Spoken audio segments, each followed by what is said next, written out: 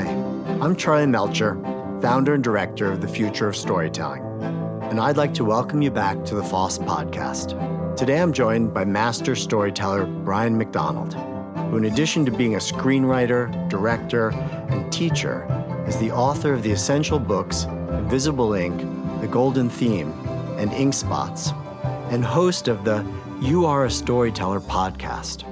But before we jump into the conversation with Brian, I'd like to share some news about the Future of Storytelling's response to the COVID-19 crisis. Like so many other live events, we recently made the difficult decision to postpone this year's Future of Storytelling Summit. Our next FoST gathering will now take place on June 9th and 10th, 2021. While we're saddened by the lost opportunity to connect in person with our great community, we've decided to use this opportunity to fuel our efforts to share and discuss great storytelling in new, non-physical ways. This podcast is chief among those efforts, and we're thrilled with the response we've received thus far. We hope you'll continue joining us each week, and more importantly, we hope our show will help spark meaningful conversations in your own life. If you know someone who might enjoy listening and engaging in such conversations, please do share this show with them.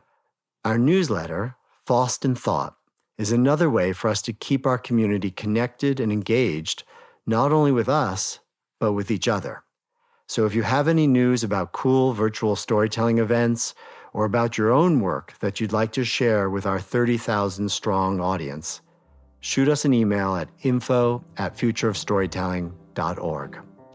Finally, I'm excited to announce a new virtual film series we're curating called Films with Friends.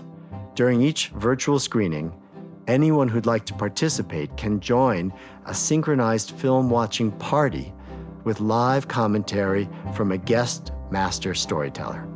The first virtual screening will take place on Wednesday, April 15th at 9 p.m. Eastern Time.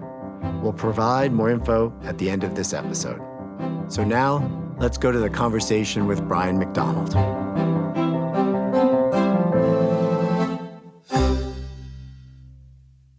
Today, I'm going to talk with master storyteller Brian McDonald.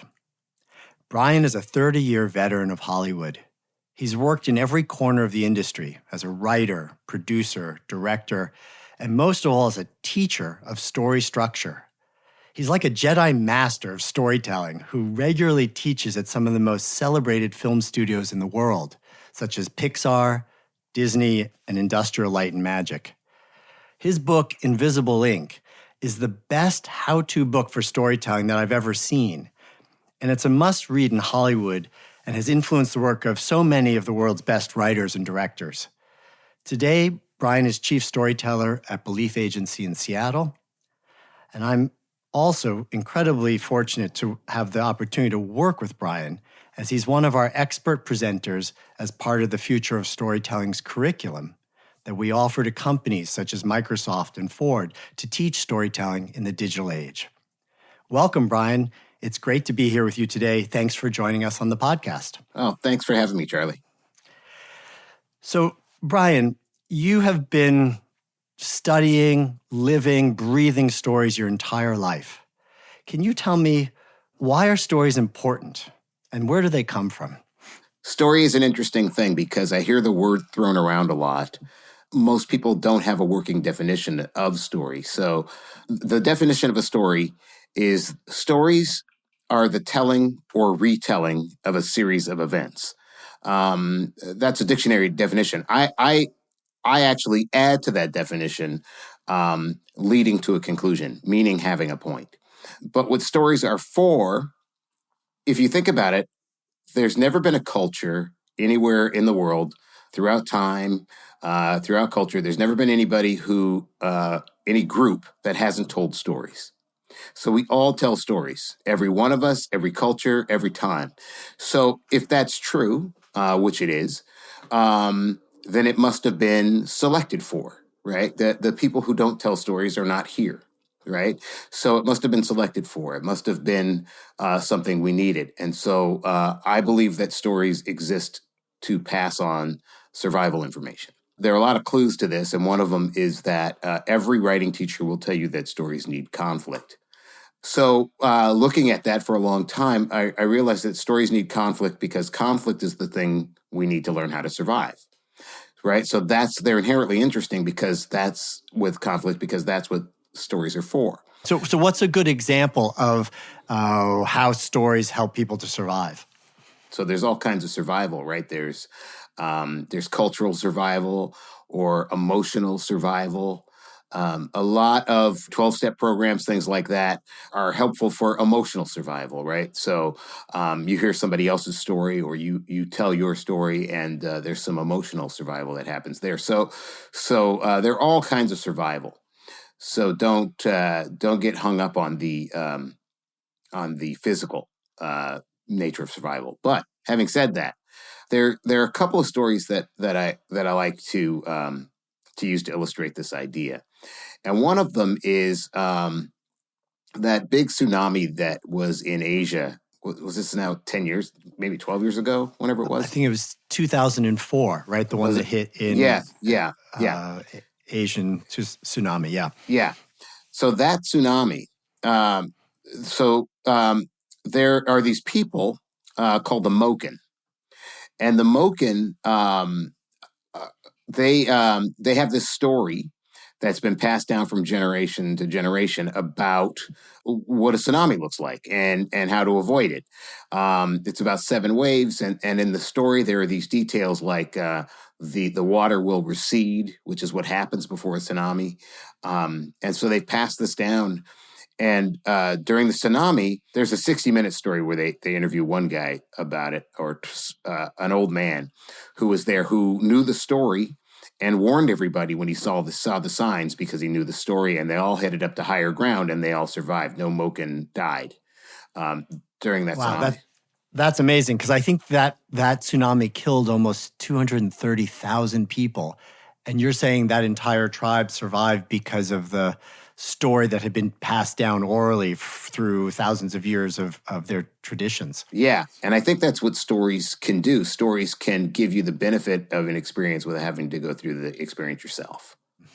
We can all think about sort of stories in our own lives, things that our parents told us that were kind of family lore that we've understood over the years. And now that you say this, it makes me think about really all they were trying to do was to pass on some knowledge that might, help me be successful or survive in life.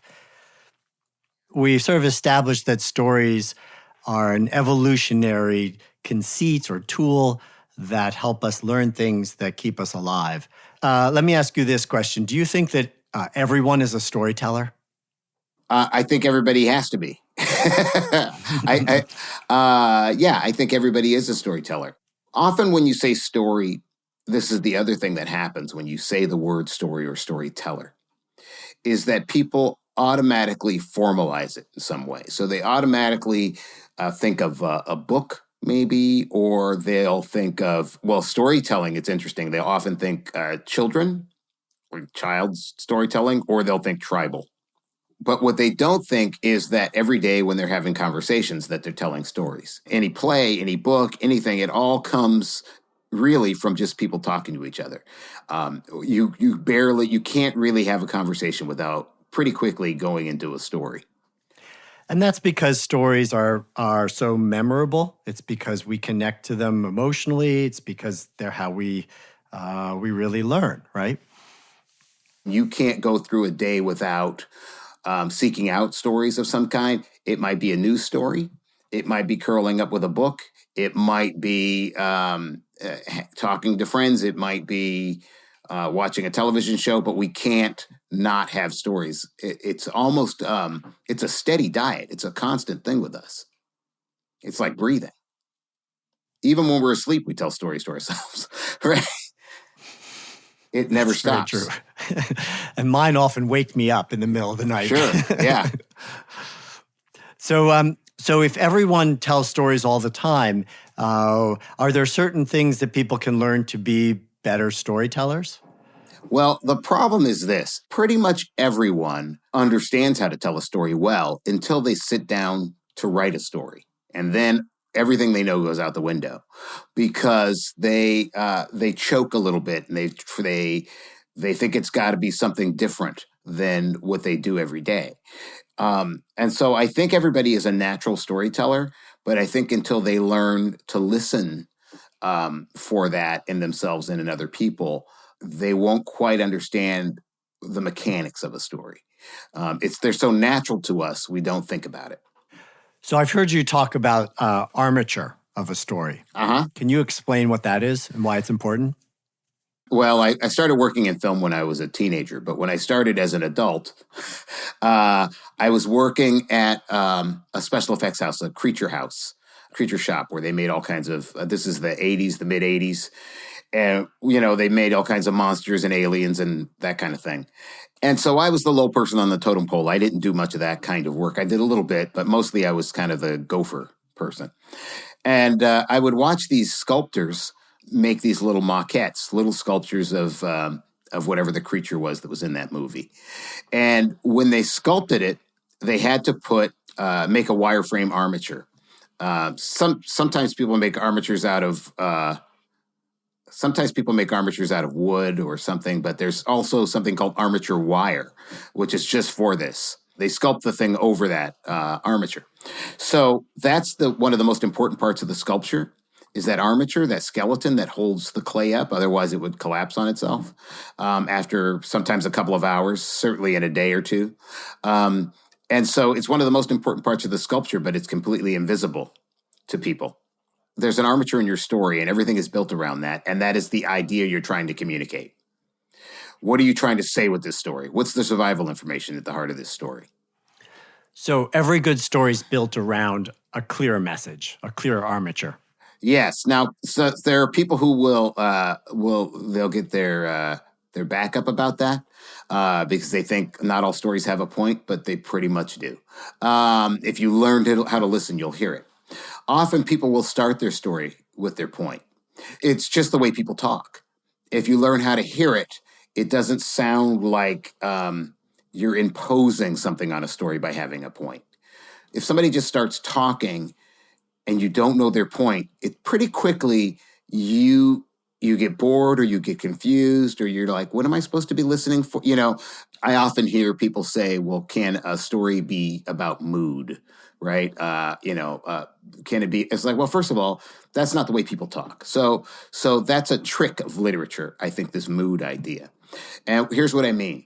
If I walked up to you on the street and I said, hey, Charlie, I got something to tell you. A clear blue sky, seagulls in the distance, the sound of waves crashing against the shore, hot sand beneath my toes, a cool breeze kind of brushing over my skin. Okay, I'll see you later, Charlie. You would say that I didn't tell you anything. But if I said, hey, Charlie, my trip to Mexico was amazing. Clear blue skies, all that same stuff, right? Now you know why you're listening. It changes it. Same details. And so because you know what to listen for. So what are some of the principles of a well-structured story? How does somebody organize a story? There's three major sort of pieces of a story. So you would have your proposal, you have your argument, and you have your conclusion, right? So your proposal is, and your proposal is also related to your armature. It's your armature. So your proposal might be, I wouldn't do business with that guy, right? That's your proposal. I wouldn't do business with that guy. What's your argument? Your argument is your story. Well, one time, this, then I heard he blah, blah, blah, boom, boom, boom, right? And then, so your proposal, argument, and conclusion, again, stories are often circular. You come back around to the beginning. Yeah, if I were you, I wouldn't do business with that guy, right? That's how you do it. That's just how people speak. So let's talk a little bit about storytelling today. It seems that there's a tremendous amount of dystopian storytelling. I was speaking to a friend who works at Scholastic, the publishing company that does a lot of children's books, and she was saying that almost all of their young adult fiction is dystopian. Yeah. Why do you think that is? I have a friend who, she's actually a former student, G. Willow Wilson, who's a novelist and a comic book writer and a graphic novelist. And she talks about millennials being taught all their lives essentially that the world's going to end, right? The global warming and all these things, right? And so they've been taught this all their lives, and so they're preparing for this emotionally, I think, and mentally. And I think she's right about that. I think that's part of it, right? Here we're living through a pandemic right now, as an example, right? That's going to shape young people in a very specific way now, and they're going to tell stories in a very specific way about how to survive things like this. I think that's part of it, is that they are preparing for a world that they've been told is very dangerous for them, and they're not wrong about that. But often, I think they are getting rid of the hope, and I think that's dangerous. They're losing hope. Oh, that's pretty profound. Do you think that the storyteller has any responsibility, any sort of moral responsibility to put out stories that are more hopeful, that can paint a picture that's a positive one of the future? I think that the storyteller's responsibility is to tell the truth. Look, the world's not all bad and it's not all good, right? Right? So there's always some hope, and I think it's important to tell the truth about that, or there's always some good. One of the reasons I think that we gravitate towards somebody like Anne Frank is that she was able to even say that she thought there was goodness, right? That if she hadn't said that, I don't know if we'd be reading her story the same way. That becomes the lesson in that piece. That becomes the armature of her piece, that people are basically good. Yeah. So now, I mean, it makes me think about some of the needs that we have in this time of social isolation and fear, of the power of empathy in storytelling, and its ability to bring us together. Can you speak a little bit about that? And by the way, I happen to know that there's some parts of your own personal story that are very powerful around understanding empathy. Mm-hmm. Well, a story cannot work without empathy. It can't work. So empathy is a major component in storytelling. And there are techniques you can do to make an audience empathize more with a character if you're telling a story, or more with yourself if you're telling a story. And the more you can do that, the more resonance your story will have. I watched just the other day your talk at the EG conference, where you very powerfully told the story of your brother and his murderer, and it was an incredibly powerful personal story, and really one about empathy building. First of all, I recommend to our listeners to look it up and go watch it. But would you mind sharing just a little bit of that personal story with us? Yeah, sure. So in December of 2015, my brother was randomly murdered. I was walking down the street and had a confrontation that we're not sure exactly what it was about, with a guy on the street, and then this guy pulls out a gun and shoots him and kills him. What happened was I got married shortly after that.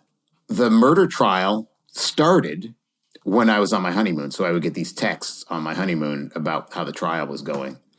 And when I got back, I immediately went to the trial. So right from almost from the airport to the trial, kind of. That day, the defendant was going to take the stand. This woman, who I didn't really know, said something when she found out this guy was going to take the stand that day. And she said, now we get to hear how hard it is to be a crack dealer. And she was really dismissive. And I thought, well, this is interesting. The first thing I thought was, well, I bet it is hard to be a crack dealer. That's actually the first thing I thought. And I thought, you know what? I'm going to listen to this guy's story. I'm going to just listen, because I want to understand this person who killed my brother. I need to understand him.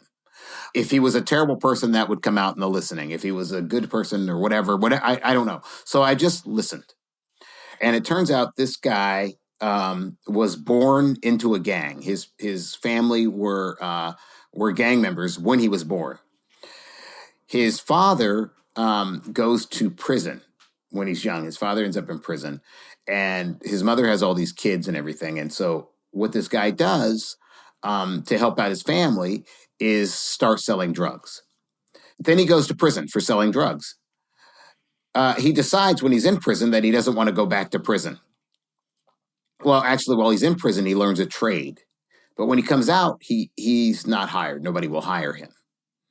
There's a study that shows that that a white man with a criminal record has an easier chance of getting a job than a black man with no criminal record. So here's a black man with a criminal record. So he learned this trade. He doesn't want to go back to prison, but he's not hired. And that's legal, right? Oh, well, you're a felon. No, I'm not going to hire you. But you can also be denied housing legally. You can also, and in fact, not only can you be denied housing, but you are not eligible for any government assistance, meaning you can't get food stamps, you can't get public housing, and if your parents or one of your relatives or something is in public housing, they can lose it if they put you up. So what does that mean? You throw somebody out on the street, they have no way to make a living, they have no place to live. What do you think they're going to do? So if you take all of that into account, what happened was I got very angry at the system and less angry at him. If the system had found a way to take care of him, this guy who shot my brother would be alive. So it was the empathy for this person who killed my brother and understanding his situation, and also understanding that although we didn't grow up in a gang situation, my brother and I grew up poor. So we were also victims of the same system, poor school district, all that stuff. And so it wasn't very hard for me to imagine a set of circumstances where my brother might have ended up on the other end of that gun. And if he had ended up on the other end of that gun, I would have wanted people to understand his humanity. And I thought if I would want that for my brother, then I have to extend it to this man. So that's what I did. So that's and stories helped me do that. It's incredibly powerful, and you are modeling the kind of learnings from stories that I guess we aspire and hope can come from powerful storytelling. That is, stories that can actually help to change society. Yeah, the stories change society all the time. Right. I saw a great example of this the other day when a woman from the CDC was on television, and rather than quoting just stats about how important it is that we protect ourselves so that we don't infect our families, she told a story of her grandmother and her great-grandmother, and how her grandmother had exposed her great-grandmother to the Spanish flu, and her great-grandmother had died of it, and how her grandmother had had to live her entire life with the guilt and knowledge that she was the cause of her mother's death. Yeah. And you can't hear that story and not feel the lesson of that story instantly. Right. And not only that, I tweeted about this the other day, but, people, when they need stories, they understand exactly what they're for. When they need to communicate a powerful idea, they know they need stories. They do it all the time. All of us do it. And when we are looking actively to survive, we also know to seek out stories. So, which is kind of a beautiful bringing us back to the beginning, right? We're looking for those ancient wisdom stories like the Moken had to help us figure out how to survive in a time of natural disaster. This is not a tsunami, but it's a pandemic. And likewise, we need to look back to our ancestors for that wisdom, for that survival information that can help us ride out this storm. Yeah, exactly. If this happens again in 100 years, they're gonna look back at us and see what we did and see what we didn't do. What did they do right? What did they do wrong? They're gonna study this the same way we're looking at 1918. Well, with that, I just wanted to thank you so much for being part of this podcast. And it's always such a pleasure to get to talk about stories with you, Brian. Thank you so much. Oh, thanks for having me, Charlie. Thanks for asking me. It was fun. Thank you for joining us. And a special thanks to Brian McDonald. If you enjoyed hearing Brian share his thoughts on storytelling, I've got some exciting news. Brian will be hosting the first edition of FoST's new virtual film series, Films with Friends, coming this Wednesday, April 15th at 9 p.m. Eastern Time. The event will also allow you to join us virtually for a synchronized screening party of the classic film Tootsie, during which Brian will share insights about the film's storytelling structure.